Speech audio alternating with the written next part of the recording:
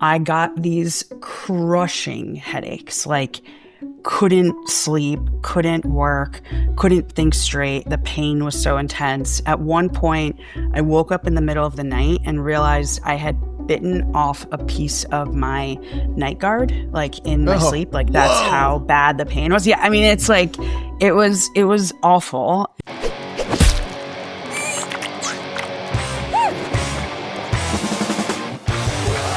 Marissa, you went to Harvard.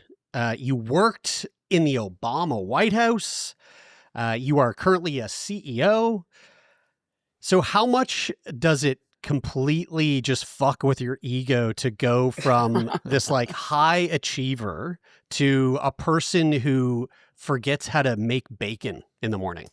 Oh my God, I'm so glad you asked that question.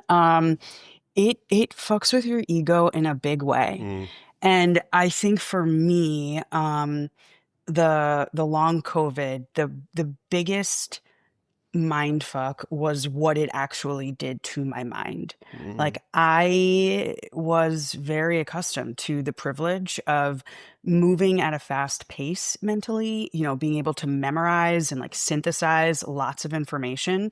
You get into that when you're working on Wall Street and then again, when you're getting ready to brief President Obama on something. Like being on top of things mentally and cognitively, it's just something I've taken for granted my entire life. mm. And then one day, and I should have known when this happened that the long COVID was having like a really serious neurological impact on me. I just finished an eye doctor appointment at the like BJ's store in town. And I got in my car and I just started bawling. And I was Mm. like, I don't actually feel sad about anything at the time.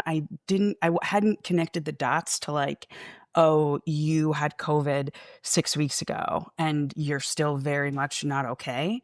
But it was situations like that. And, to your point, forgetting how to cook bacon, like constantly burning it, Mm. making one of our meals that I make every 2 to 3 weeks and forgetting to make a core component, leaving my car door open in the garage overnight, being in a client meeting and saying, okay, I have 3 things that we're going to review. And then one of them just pops out of your head when you're in the middle of a presentation. Like these were all things that were unfathomable to me before that Hmm. I had to figure out how to live with, and just be patient with them because there was no, oh, I'll take this medicine and I'll be fine in a week. Which is Yeah. probably interesting because for a lot of people, like some of the things that you just described, like if you have one sort of experience of that, like being in a meeting and saying, there's 3 things I'm going to talk about, and you forget one of them. I mean, that's happened to me a Yeah. bunch of times. But also, I think when you look at the wider context and you as an individual at the time and the sort of specific examples that you're getting into, and then I guess the amount of times that was Yeah. happening, it sounds like that was like a bit of a red flag for you.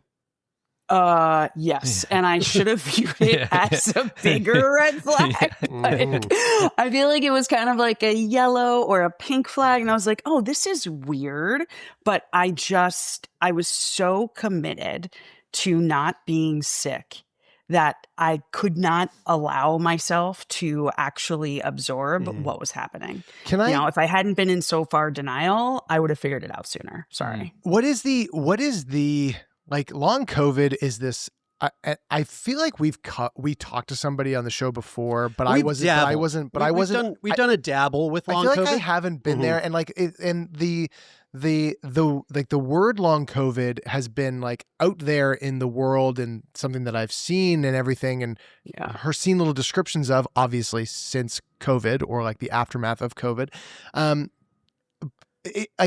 how far off or how close am I in my understanding of like what this is? It's sort of like, you get COVID and then as a result of getting COVID, you get this sort of like unexplained reaction that follows you for like a possibly an indefinite period of Yeah. time, and we're not really super sure why, but like it's kind of been put to me or been explained to me in a little bit in a similar case to like Lyme disease, where like you can get Lyme and then you can treat Lyme and it just goes away. And then sometimes it's like you don't necessarily have Lyme anymore, but you've got something and it's clearly fucking with your life and you're sick in all these different ways. What What the fuck is long COVID? Well, this is very well timed because I had to do a what the fuck is long COVID like high level fact sheet that I had my long COVID specialist at Mount Sinai review. Like, does this make sense? Am I spot on? Because even after living with it for all this time, I'm like, did I get this right? I don't know. But the way that she has explained it to me, and I think the sort of broad understanding among the people who really get it is that long COVID is immune system dysfunction that occurs following the COVID virus infection, and then that manifests in nervous system dysfunction, which then causes all of these other problems in your body from head to toe. Hundreds of different symptoms have been reported at this point. The thing that we don't know, and it's funny, my 4-year-old actually the other day, he asked me, why did you get long COVID? Like, how did this happen? And, it was kind of hard to have to say to him, like, we don't know. I don't know. Mommy just is one of the people that got it, but I'm getting better. It's going to be okay, kiddo. But like, I don't have an explanation because there is no definitive explanation for why this happened to me, but it didn't happen to my husband, who's had COVID 2 more times than I have. Yeah. I mean, can you take us through like when did this all occur? What was what was the lead up? Like, walk us through the sort of timeline of how things started to shift for you in a way that was like obviously something not normal, Yeah. So the beginning of the story is something that I have not talked about much publicly, but I will have to more soon since I have a book coming out in a few months.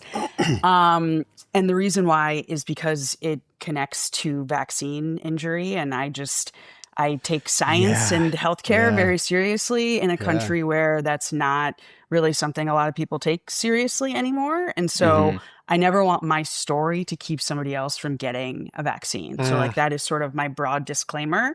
And my husband's a public health professor. So like I really have to put that disclaimer out there.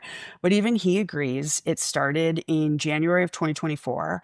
I got a COVID booster. I was getting ready to give a speech and just trying to be a good citizen and smart person about things. And unfortunately, I ended up just having a major endocrine reaction to the shot. Oh, wow. I started like having a period for reasons nobody could ever explain to me. I got these crushing headaches, like couldn't sleep, couldn't work, couldn't think straight. The pain was so intense. At one point, I woke up in the middle of the night and realized I had bitten off a piece of my night guard, like in my sleep. Like that's how bad the pain was. Yeah. I mean, it's like, it was awful. Yeah. And so that's continuing for a couple of months. And then it's April of 2024. I'm seeing some really great specialists in New York City. We're figuring this out. We're so close, so close. And then I get COVID for the first time. And it was really bad. I was shocked by how sick I was, honestly. And it wasn't bad, like hospital bad, but just very, very dramatic and very, very ill.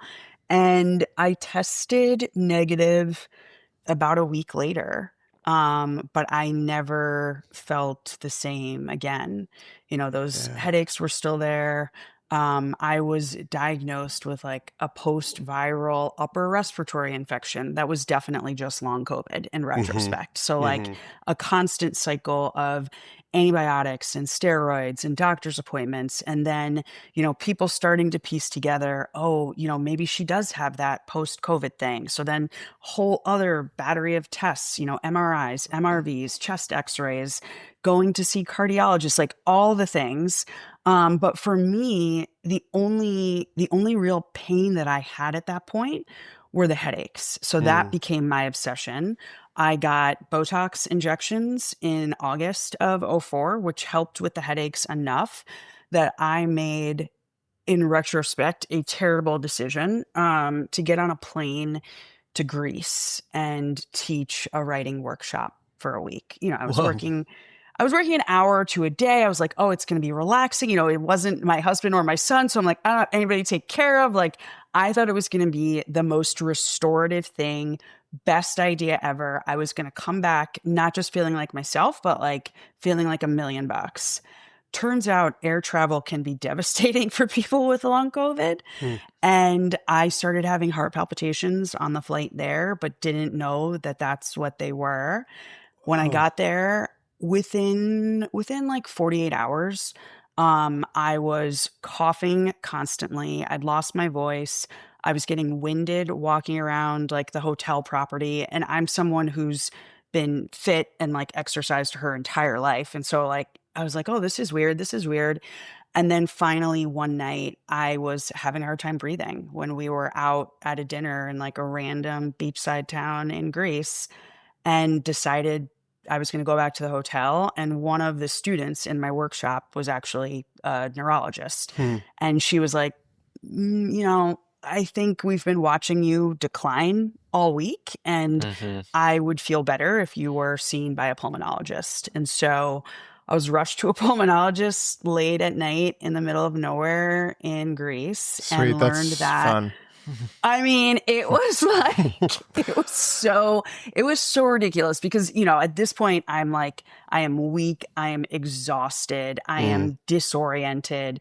I am in pain, but I'm also like, how is this my life? So I'm crying the entire way there with an entourage of 3 women, all who had mothers who were chronically ill and have since died. Like, it was just, And there's nothing more awesome than being in a hospital while like in a oh foreign my country. God. There's In just a really foreign nothing else country, like it. like, you seen don't it speak all. the language. Like, it was Such a fun puzzle to solve.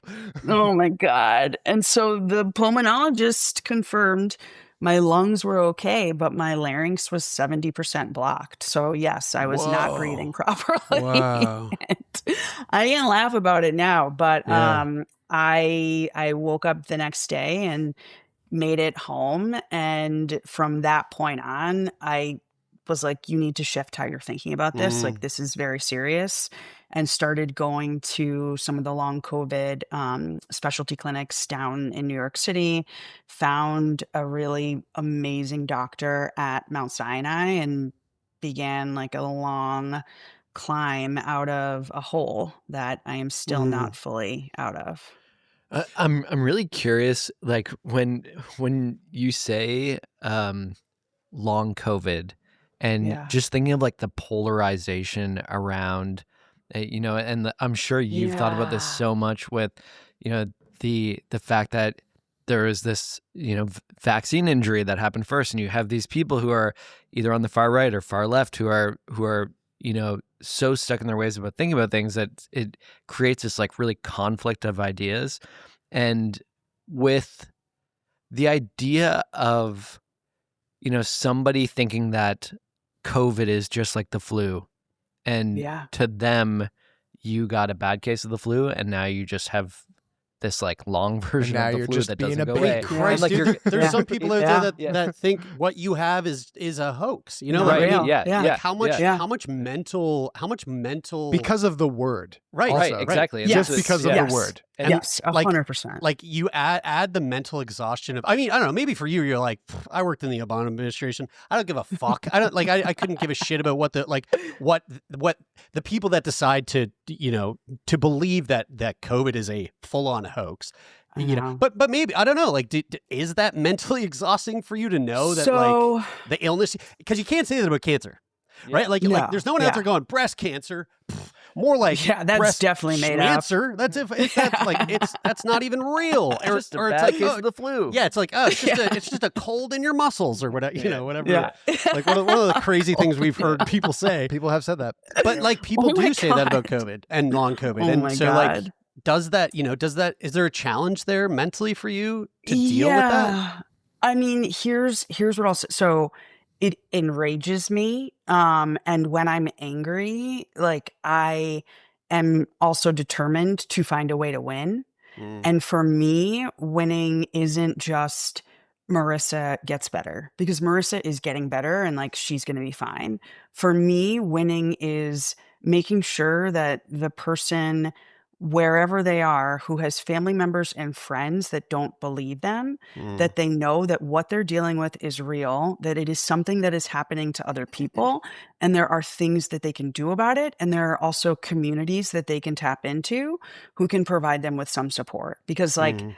I know I am extremely privileged and fortunate. And some of the privilege comes from growing up with a sick parent and, having to learn how to navigate the US healthcare system and skepticism, particularly around the pain that Black people experience in Mhm. America. Like, Mhm. having gone through that experience as a teenager, I'm like, fuck this shit. Like, I will burn everything down in order to get the care that I need. And, my best friend is a doctor. My husband is a public health professor. I have all sorts of resources that I can like use to attack this problem, but I want to make sure that equity in terms of healing, whether it's from grief and loss or a physical condition like long COVID, that is real, and that everybody who needs help is able to access it. And so one of the things that I ended up doing is getting a small grant from the Ford Foundation. And I'm partnering with their disability justice team to leverage my platform and media relationships and things to have these types of conversations and put out as much information as possible about the fact that this is real and people are suffering. Mm. What does it look like when you go and get medical help? Is there, like, how concrete does it feel? Or does it feel like it's kind of like, let's see if this works, let's see if Yeah. that works, like we're not really sure yet, we're testing this? I mean, because it's, at the end of the day, this is a very, in medically speaking, this is like a very Yeah. new challenge that that we face. So what does that look like in terms of being certain or trying things out, or Yeah. what will work and what won't work? It I think it requires a lot of mental flexibility and patience, because to your point, this is not like you tear your ACL and Mhm. you're going to have surgery, you're going to have a period of recovery, you're going to go to physical therapy, and then you're going to be fine in 6 months. Like, there is none of that here. Mhm. There are stories where people wake up one day and their symptoms are completely gone. Like, I am not banking on that happening to me. If it does, I'll let y'all know and I'll be so happy. But Mhm. instead, I decided I needed to treat my health, both physical and mental, as a client. And so I was Hmm. sort of like, okay, if you're going to treat it as a client, what are the goals? What are the objectives? What are the things that you are going to need? And because I also have this underlying endocrine condition as well, it's like, okay, so I need an endocrinologist. I still need a neurologist because we're still dealing with the headaches. I have a physical therapist who's involved in my care. I have an acupuncturist and have done a number of like traditional Chinese medicine type herbal remedies.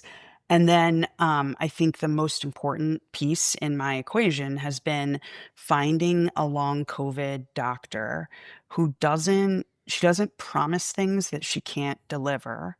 And she's very open when it comes to, we could try this, but I don't think this makes sense yet. And if this doesn't work, this would be the next thing that we would move to.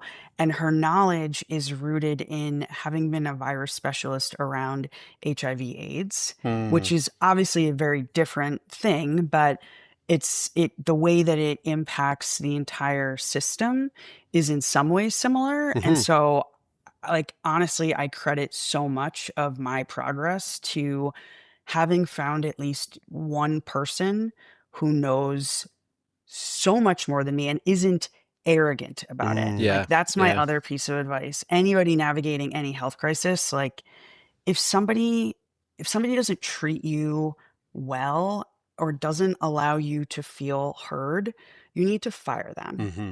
Mhm. Mhm. One of the things that I find really interesting about trying to treat something like this is that, especially in the United States, is that in order for you to get treatment that has any sort of coverage involved with it, there has to be like, a proven track record of this sort of Oh, treatment working. Otherwise, your provider's not going to pay anything for it. don't And get me started. and it's Get her started, it's Bri. Get her started. Yeah, I'm like, I get so Like, angry. it's super expensive and unattainable otherwise. And so Yes. like obviously with this, even with a really great doctor who is like, hey, there's this thing that we could try.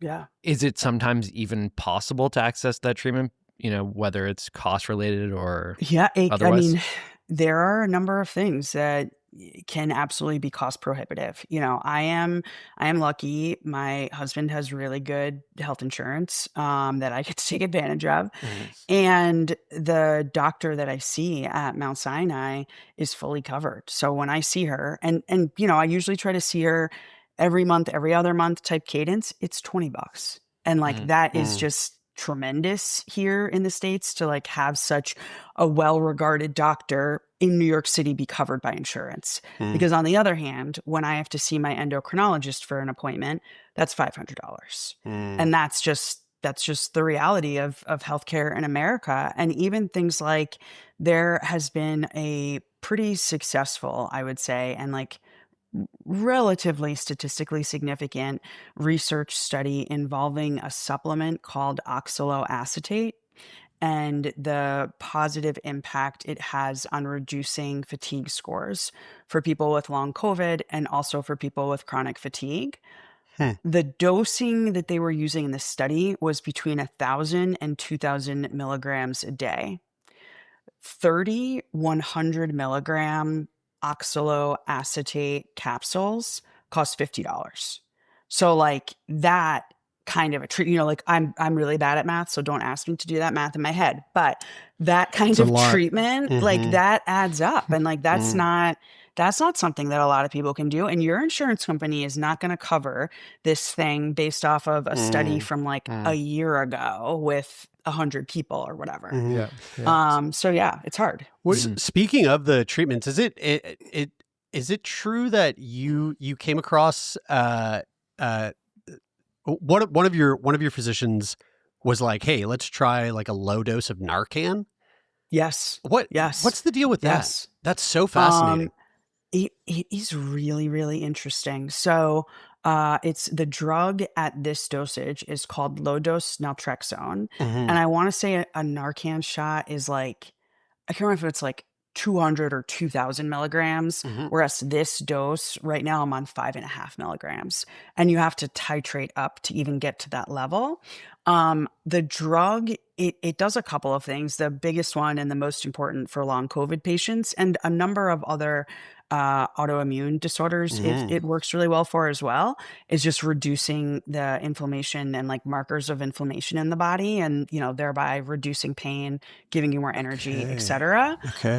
But one of the other interesting things that I found with this drug, and they use it in some recovery programs, I know here in the Hmm. States at like 25 to 50 milligrams to reduce the craving that people have for alcohol and drugs Mhm. that they're addicted to, which Yeah. I just thought that was interesting. Like I felt like it's even sort of reduced some of my food cravings, like oddly. Totally. Yeah. Yeah. Oh, Yeah. Yeah. Yeah. interesting. I mean, So like, so for folks that don't know, Narcan is like it's like an opioid blocker. So it's like the way that I know Narcan is through like the Narcan kit that we have here at the office or like at my yeah. condo, where like if someone in your neighborhood who's like struggling with drug addiction is having an overdose on some sort of opioid, a heroin or something, Yeah. you give them Narcan, and it blocks the Restarts opioids, their heart. Yeah. restarts their heart. Yeah, it's like the Pulp Fiction, like Yeah.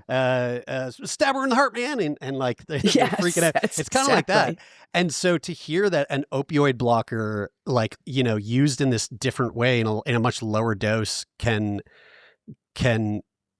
be used as some semblance of treatment for a a viral infection is so, I find that just so I fascinating. mean, it like makes sense in the bro science sort of way. Totally, where it's like, yeah. wake up. Yeah, totally. I mean, how do you Turn back on. What is like, the that turns Yes. people back on? So do like, you give it to 'em. administer it differently? Like, is it through like an aerosol, or like how do they do it? No, it's so at this low of a dose in the States, you can't go to a traditional pharmacy Yeah, because right. again, the influence of insurance companies, they don't make things that low dose. So you have to go to a compounding pharmacy. It's Mm. super affordable. You know, like I think I pay maybe $50 for 3 months worth, Oh, something wow. along those lines. And it's just these custom little capsules Oh, that they cool. make. Yeah, Nice. fascinating. I'm curious yeah. from the psychological standpoint of being, you know, well, and then all of a sudden not well, and like not, and that having really not really any end in sight. You know, like I have kids, and I have like come to realize that like from September until December, January, I just like operate at this like I'm just some sort of sick now. Yeah. And Yes. And he fucking complains. and I know, Oh, yeah. and I know, So and Oh I, yeah, and it's he it's makes so sure you annoying. know. He Honestly, really- you so get annoying. so sick and tired of He it. really wants to make sure everybody in earshot knows. and I know if I like really step back and think about it, I'm like, I know that this will end. But but after a certain amount of time, it starts to feel like this will be forever, This and is this is how I am now. Oh yeah. And I find myself thinking like, oh man, I remember the days when I would wake up and feel good, and I also and, remember and those now days I because and you're now just I like, don't. Yeah, because and now I don't, and I feel like it's never coming back. Like when you started to get sick, and then like when did you realize, or did you ever go, okay, I need to stop pining for the days of like this old version of me, and start to The days of yore. maximize, very holiday-esque of you, Jer, like maximize Yeah. the way in which I feel now. That's a good question. I think a big part of it for me, part of it was coming back from Greece and recognizing like you are very sick Hmm. and you need to take this seriously. And I was still at that point in some like very like grief-filled, angry place, but I was just like, "Bitch, you need to figure this out because like Mhm. this is terrible and you can't breathe properly anymore." And that's like a serious problem because the other thing that happened is when I came back, I learned that in addition to the larynx being messed up, I actually did have asthma for the first time in my life. So like, you know, I would be outside with my kid, and if he got too many steps in front of me or like too far ahead on the balance bike, like the anxiety and the actual like inability to take a deep breath or to know that like I can grab him and it's going to be okay. Like that was, I mean, it was awful and terrifying. And then I think I came to a new level of acceptance and like you have to figure out how to make the most of this really shitty situation in a conversation with my girlfriend Rebecca, who is a little person who is the individual who actually runs the disability justice program at the Ford Foundation. I had shared publicly online and you know in a newsletter that I was struggling with long COVID, and she and I had worked together at the White House and on a couple of other things after that. And she was just one of the people who reached out right away and said, you know, I'm going to give you a call. And I keep looking outside because like I remember I was sitting on my porch. It was last fall, and she spent an hour on the phone with me. I was crying for probably 75 to 80% of the time, but she was like, you need to reframe this. And she said, I think the thing that is going to be helpful to you is also the thing that you don't want. She was like, but I think it would help if you understood yourself as being currently disabled. And I Mm. was just like, what the fuck? You know, like, what are you talking Mhm. about? And Mhm. And she broke it down for me in the most simple way. And I was like, oh, she was like, does your illness impact the way you eat and drink? And it's like, yes, like I can only have like certain foods because of like this new histamine thing that apparently I'm also dealing with. And like Mm-hmm. I have to have 4,000 extra milligrams of sodium every day for electrolyte, so I was like, oh, yes, check. She was like, does it impact how you dress and the clothes that you can wear? And the answer was once again, yes, I have to wear compression clothing because Mm-hmm. I have all of these issues with blood pooling in my extremities. Like, again, never imagined anything like that before. Didn't even know it was a thing.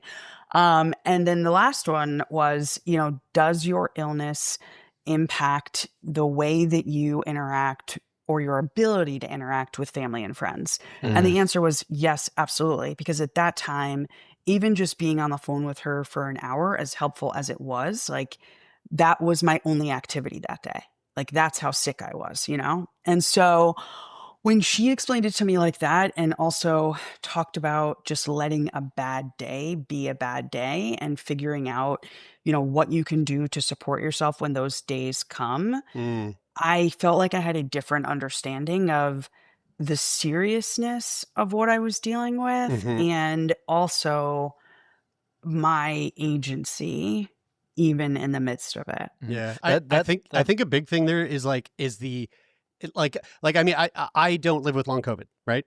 I have cystic fibrosis, and one of the things that living with any chronic illness is tough, but the uncertainty of something Yeah. like long COVID, and not just like it's not like just I feel like that doesn't even kind of state that doesn't even put into a frame of mind how uncertain. There's so many layers of uncertainty with what you're dealing with. Do you mean like if you Yeah. went to the doctor and you were like, they were like, you have CF, and you were like, cool, what's it gonna do? And they There's were like, so I'm many not really answers. sure. There's Yeah. exactly. There's so Yeah. many answers that I have that make me go, okay, I can deal with this. There's going to be a lot of like challenge and a lot of heartbreak, but I can deal with this, right? And I can deal with it because there are answers.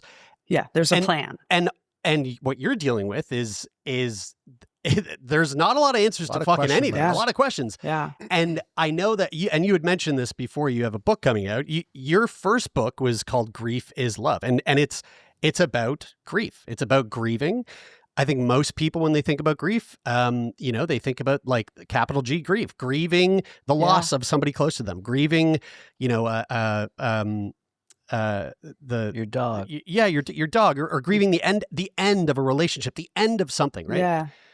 Well, this is like that ambiguous grief. This is the uncertainty of grief. And so for someone like yourself who's dealing with this, having written a book about grief, Yeah. do you feel like the content that you covered in that set you up to navigate the uncertainty of this in a way that has been helpful?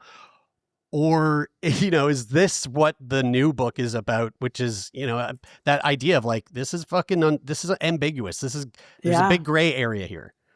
Exactly. I love that you use the word gray. There is a chapter in Waiting for Dawn called Gray Grief.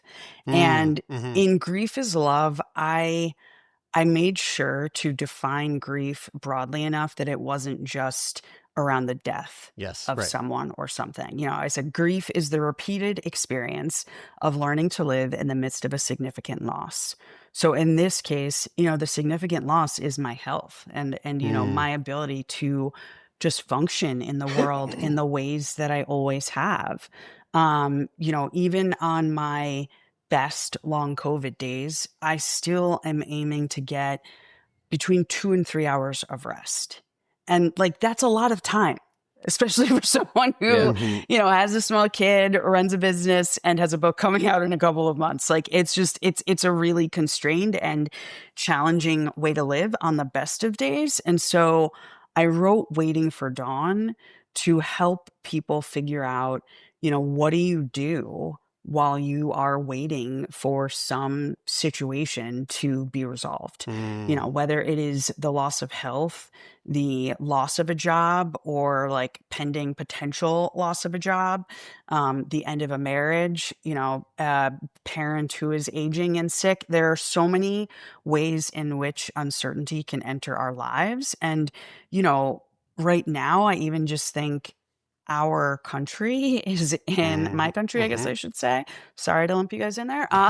Is in Hey, a we might be in like, there soon. Who oh knows? Jesus. No, Oh God, we won't do that to you. We won't let that happen. Oh my God. I mean, Ew. it's still, it pains me. It pains me. But like, we are living through this period of chaos and uncertainty that has Yeah. been manufactured by, you know, the egos of mediocre men. And so it's a lot. And I think it gets harder when the grief and uncertainty is like additive. You know, you are dealing with a health crisis, and, you know, maybe unlike myself, you are economically or financially insecure, and you're living in a chaotic and traumatic time in your country. Like that stuff adds up, and I wanted people to have a framework for figuring out how to deal with it. I would love to, when you were talking about Rebecca and that third question that she asked you about relationships, does it affect your relationships? I'm really curious about relationships and communication during going through something like this. Yeah. You've mentioned your husband a couple times, and also that you're, you know, somewhat of a new mom of a 4-year-old. So can you talk a little bit about what it's been like trying to navigate that, your relationship with your husband, communicating, being a mom? Oh yeah. Oh my gosh. And you should add to that, being stubborn, being deeply independent, controlling. Like, what else do I have? It's been really hard. And the thing that I related it to in the book is, you know, I am Black. I would say half of my very close friends, like best friends, most amazing humans in the world, are white, including my husband. And, you know, unfortunately, in the United States, there are often just really horrific things that are happening that are absolutely rooted in racism and white supremacy. And I remember it was either the day or the day after George Floyd was murdered, my husband saying to me, like, I will never fully understand your experience. Like, I am enraged. I am like grieving with you, but like, I know that I will never fully get it. And I think when people are able to say something like that to the person who they love, who's going through, you know, an illness or really any similar hardship, I think that helps, because I feel like those who love us and care about us will often be quick to want to either fix it, and some things can't be fixed, they can only be endured. Yeah. And or, you know, people will in a very well-intentioned way offer these platitudes that are just not true. Totally. You know, like when somebody dies and, oh, they're in a better place, I'm like, don't fucking tell me that. Like, you don't know Yeah. where they are. I don't know where they are. Like, Yeah. what are you talking Yeah. about? Just Yeah. say it sucks. My Yeah, like, exactly, exactly. my fiance's dad died unexpectedly Oh a year gosh. ago, and I've felt that, you know, what your husband said to you, of that feeling of like, I'm so sad too, and I really feel like I feel your experience and I feel your sadness, and I, at the same time, you lost your dad. I didn't.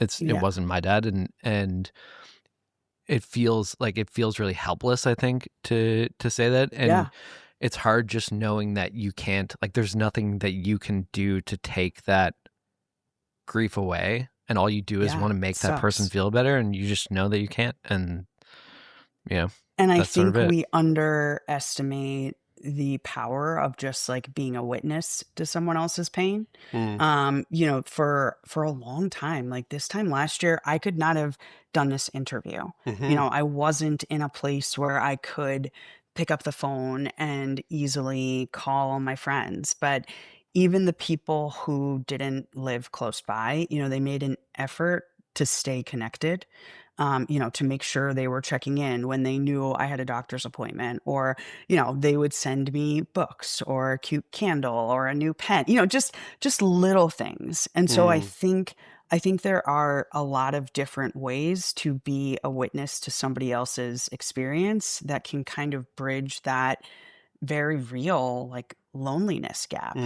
I'd never been so disconnected from the world in my life. Yeah. So yeah.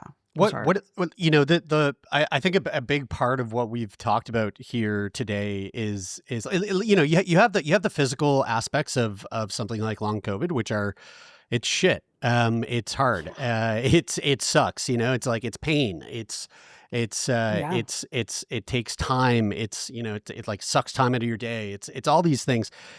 But from the mental side of it, the challenge in shifting identity is just as, if not more, overwhelming as the physical aspects of the illness. And I don't think that's, I don't think that's unique. I think it's like most people who end up with a new diagnosis in their like adult years, where they're not used to this kind of thing. And all of a sudden now it's like, oh yeah, now we're going to slap this label on you, like you have cancer now. It's wild. It totally, like, the identity aspect of it is just such a mindfuck. What has been for you? You were saying that a year ago you wouldn't have been able to have this conversation. No. What would you say are some of like the biggest things that you have done yourself in order to lean into and like embrace the identity shift from the person that you once were? Yeah. So, I mean, I think a lot of it for me has to do with my upbringing.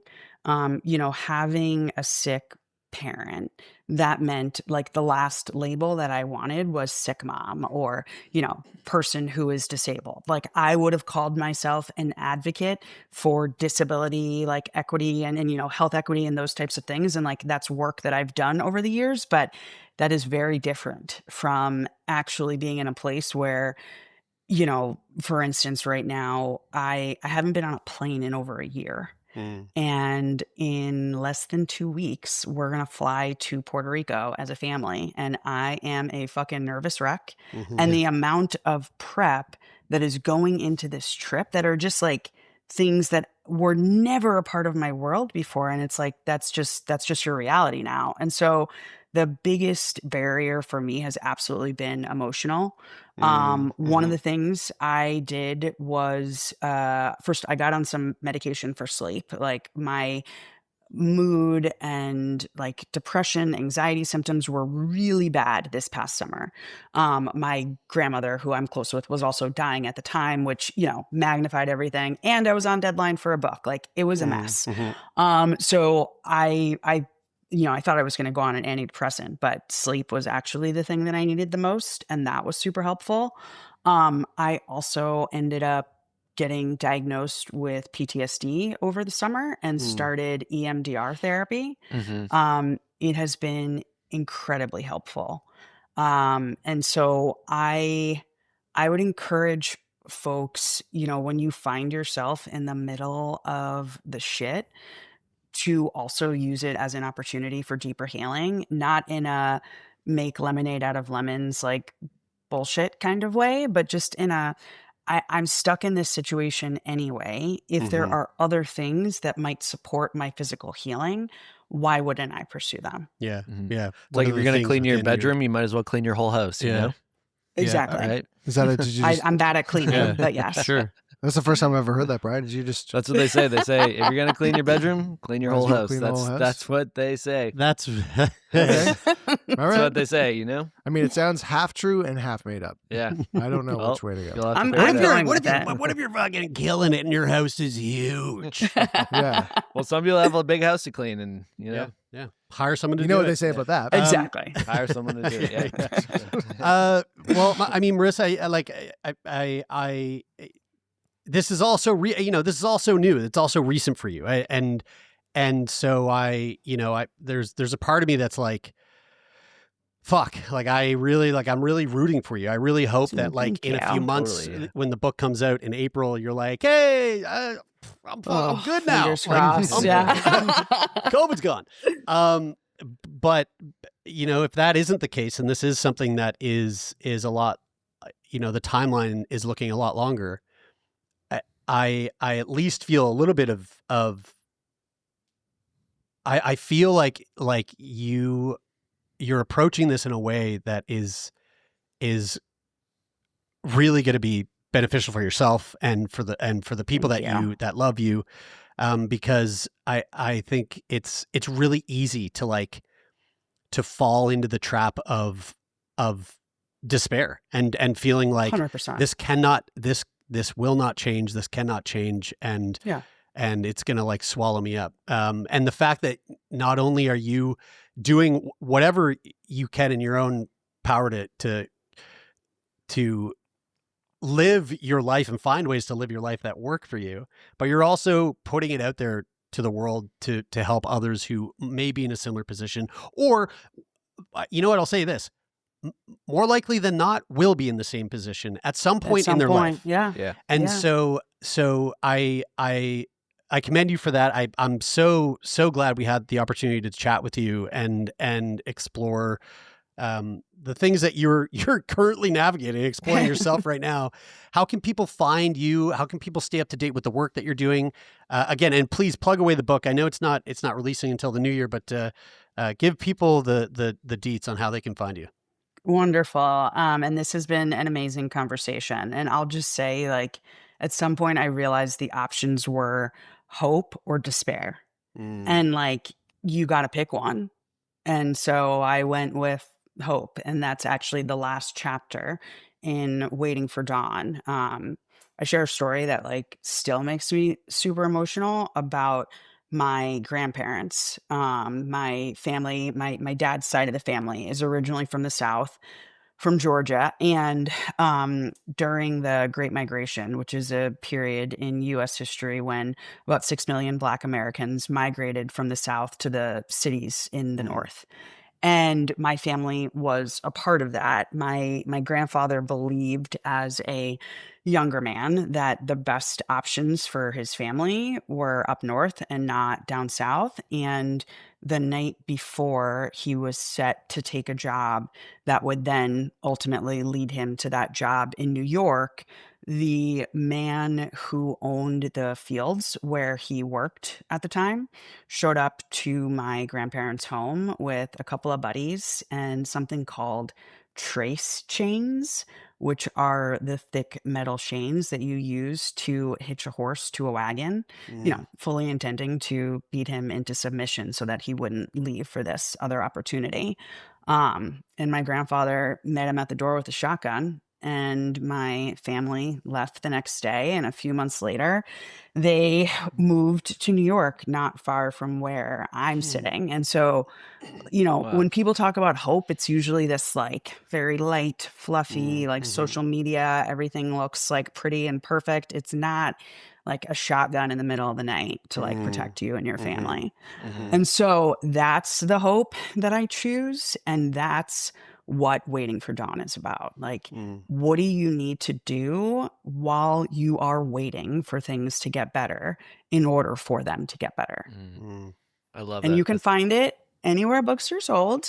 Jeff Bezos does not need your money. Go to bookshop, support a local independent bookstore, please. He doesn't mind your money though. Yeah. Oh yeah. He'll happily accept it for his like 50th home or whatever. I don't know. I think it's space now. I think it's space. I think that's what he's trying to conquer. That's now. right. What was I thinking? What was I thinking? Support So if you want to support Jeff Bezos' space adventure, you can buy it there. Otherwise, just support local, independent, regular people like all of us. Yes, please. And I'm on social media. Yes, exactly. As Marissa Renee Lee. And I also have a Substack if you'd like to join my newsletter community. It's totally free, called Holding Both.